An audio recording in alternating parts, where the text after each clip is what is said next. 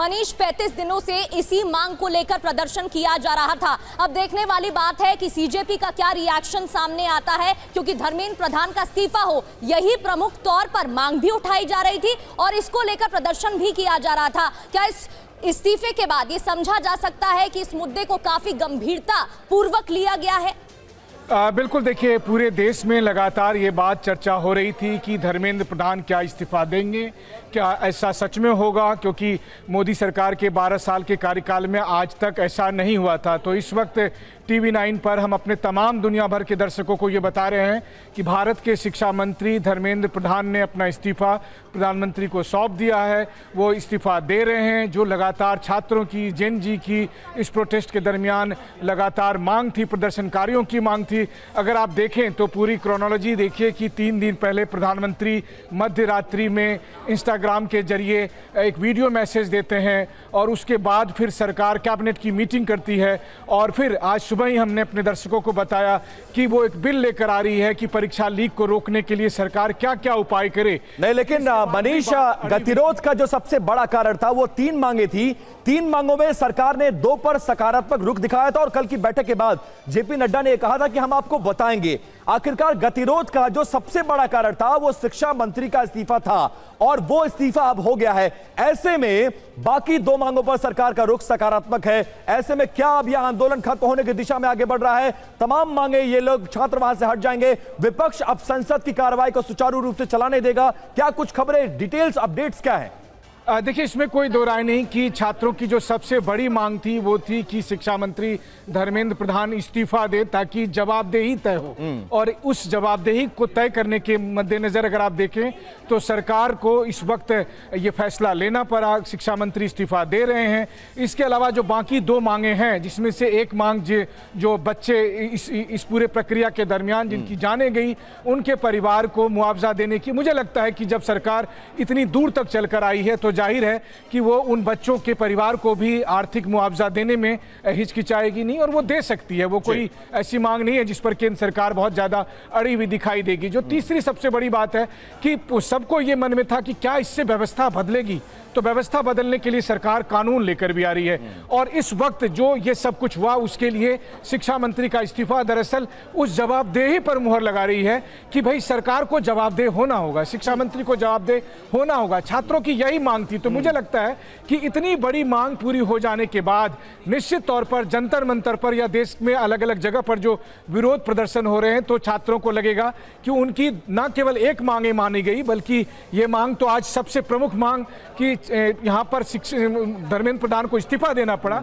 वहीं दूसरी तरफ अगर देखिए तो भविष्य के में बच्चों को कोई दिक्कत ना हो, भविष्य के बच्चों को परीक्षा बिल्कुल मनीष, बहुत सारे इंतजाम, प्रधानमंत्री की अपील, सरकार एक्शन में, कानून में संशोधन किया गया। लेकिन पिछला हफ्ता जो संसद की कार्रवाई हुई, लोकसभा हो या राज्यसभा हो, पूरा हफ्ता विपक्ष लामबंद रहा, कोई कार्रवाई सदन में नहीं होने पाई और यह भी एक बड़ा कारण बना क्योंकि विपक्ष इस मांग से पीछे हटने को तैयार नहीं था, सीजेपी को समर्थन कर रहा था, छात्र सड़कों से हटने को तैयार नहीं थे। ऐसे में संसद की कार्रवाई को आगे चलाने के लिए, तमाम बिल को पेश करने के लिए कहीं ना कहीं ये करना आवश्यक हो गया। आमोद राय हमारे साथ जुड़ गए। आमोद, 1 हफ्ते तक संसद नहीं चल पाई, लगातार छात्र धरने पर बैठे रहे, मीटिंग होती रही और जो सबसे प्रमुख मांग थी जिस पर गतिरोध था वो धर्मेंद्र प्रधान का इस्तीफा, और वो मांग मान ली गई है, धर्मेंद्र प्रधान का इस्तीफा हो गया है। अब क्या लग रहा है सरकार क्या करेगी, क्योंकि 2 मांगे और हैं जिसमें छात्रों पर कोई कानूनी कार्रवाई ना होने पाए और मरने वाले छात्रों के परिवारजनों को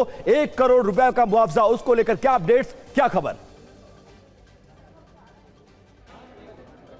देखिए विपिन, आज 4 बजे जेपी नड्डा जो वार्ताकार हैं, इन सीजेपी के तमाम नुमाइंदों के साथ जो वार्ता कर रहे हैं, उनकी बैठक होनी है और उससे पहले ये इस्तीफा अपने आप में सारी सूरत को बयां करता है। और कल ही उन्होंने बता दिया था कि उनकी 2 मांग तो पहले ही मानी जा चुकी है, जिसमें छात्रों पे कोई केस नहीं किया जाएगा और मुआवजा की जो उनकी मांग है उसको सरकार मानने को तैयार है। तीसरे मांग के बारे में कल उन्होंने कहा था कि कल हम इनसे फिर मिलेंगे, उसके बाद उस पर चर्चा करेंगे। लेकिन उससे पहले ही धर्मेंद्र प्रधान का इस्तीफा, जिसकी मांग लंबे समय से ये सड़क पे उतरे हुए छात्र, आंदोलनकारी छात्र कर रहे थे, उसको मांगकर सरकार ने एक तरह से आमोद, माफी के साथ आपको रोक रहा हूं, जरा एक डिटेल्स हमें ये बताइए। कल शाम को जो कैबिनेट की ब्रीफिंग हुई थी उसमें ऑफ द रिकॉर्ड ये बताया गया था कि सरकार धर्मेंद्र प्रधान के साथ है, लेकिन कल शाम से लेकर आज दोपहर लगभग 2 बजे तक ऐसा क्या कुछ हुआ, क्या घटनाक्रम घटा है जिसके बाद यह फैसला लिया गया कि इस्तीफा देना पड़ेगा और धर्मेंद्र प्रधान को इस्तीफा देना पड़ा? अंदर खाने खबर क्या है,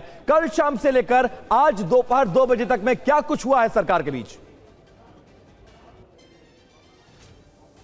देखिए, मैं सबसे पहले आपको बताऊं कि जो बैठक थी जेपी नड्डा और सीजेपी के नुमाइंदों के बीच, वो पहले 3 बजे बताया गया, फिर 3:30 बजे बताया गया, फिर 4 बजे आज बताया गया कि होने वाला है। तो ये बैठक आधा घंटे करके चल रहा था। ये कहीं ना कहीं इस बात को दिखाता है कि ये पूरा मसला उसमें टस से मस नहीं हो रहे हैं सीजेपी के लोग, और उस मांग पर अड़े हुए हैं। और किसी भी तरह से सरकार की सबसे पहली प्राथमिकता ये है कि दिल्ली में जो धरना प्रदर्शन जंतर मंतर पे हो रहा है, जिसमें युवा काफ़ी मात्रा में पहले दिन से ही आकर उसमें प्रदर्शन कर रहे हैं, तो उनको कैसे शांत किया जाए। और इस कोशिश में आज सरकार ने उनकी अंतिम मांग, 3 मांग थी, उसमें से अंतिम मांग भी मान लिया। और इसका अर्थ यह है कि सरकार किसी भी सूरत में बच्चों की इन मांग को, जो नीट पेपर लीक हुआ उसमें जो उनकी मांग थी उस प्रभावित छात्रों की, उससे पीछे नहीं हटना चाहती, और ना ही एक देश में संदेश देना चाहती है कि ये वो सरकार इनकी बात नहीं मान रही है। साथ ही मैं आपको एक और बात बताऊंगा कि देश के तमाम हिस्सों में जिस तरह से आज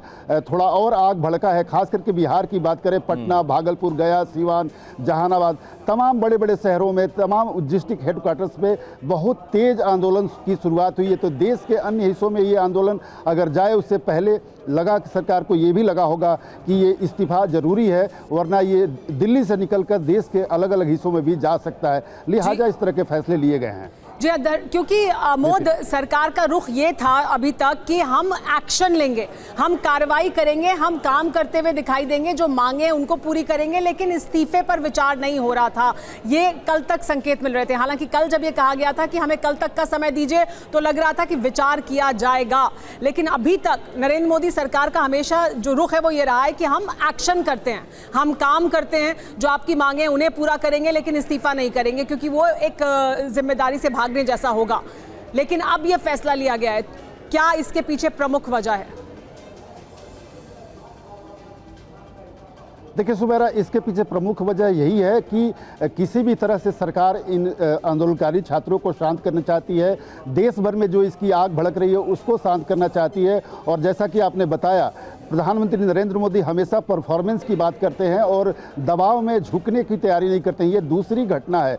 एक बार आपने पहले देखा होगा कि किसान आंदोलन जब हुआ तो वो 3 बिल जो थे उनको वापस लेना पड़ा था, और दूसरी घटना ये हुआ है जब धर्मेंद्र प्रधान को इस्तीफा देना पड़ा है। और उसमें उन्होंने साफ तौर पे 2 पेज के अपने इस्तीफे में जिक्र किया है कि जिस तरह से जंतर मंतर पे आंदोलनकारी छात्र बैठे हैं, उसके आड़ में कुछ अराजक तत्व देश में परिस्थिति को विकट न कर दें, इसका भी हमें ख्याल है।